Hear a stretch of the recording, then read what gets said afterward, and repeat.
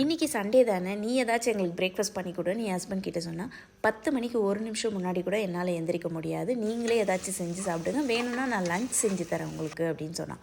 சரி ஓகே என்ன செய்ய போகிறேன்னு கேட்டால், நான் என்ன செய்ய போகிறேன் ஏது செய்ய போகிறேன்னுலாம் என்னை எந்த கேள்வியும் கேட்கக்கூடாது, நீ அந்த பக்கமும் வரக்கூடாது அப்படின்னா. இல்லை நான் வீடியோ எடுக்கணும், நான் அப்பப்போ வந்து வீடியோ மட்டும் எடுத்துக்கிறேன், உன்னை எந்த டிஸ்டர்பும் பண்ண மாட்டேன் அப்படின்னா. சரி ஓகே அப்படின்னா.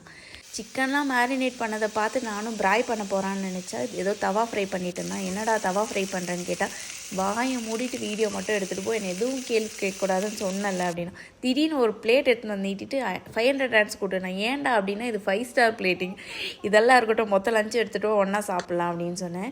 எல்லாமே வேறு லெவலில் இருந்துச்சு. எஸ்பெஷலி அந்த ஹரியாலி சிக்கன் அடிச்சிக்கவே முடியாது. இவ்வளோ இருந்து கோக் இல்லாமல் எப்படி, கண்டிப்பாக ஒரு கோக் வேணும். இது எல்லாமே ஓகே. ஆனால் கிச்சனை போய் பார்த்தீங்கன்னா கிச்சனே தலைகீழே இருந்துச்சு. இவ்வளோ சாமான் நான் கழுவி முடிக்கிறதுக்கு நானே சமைச்சிட்ருக்கலாம் போல்.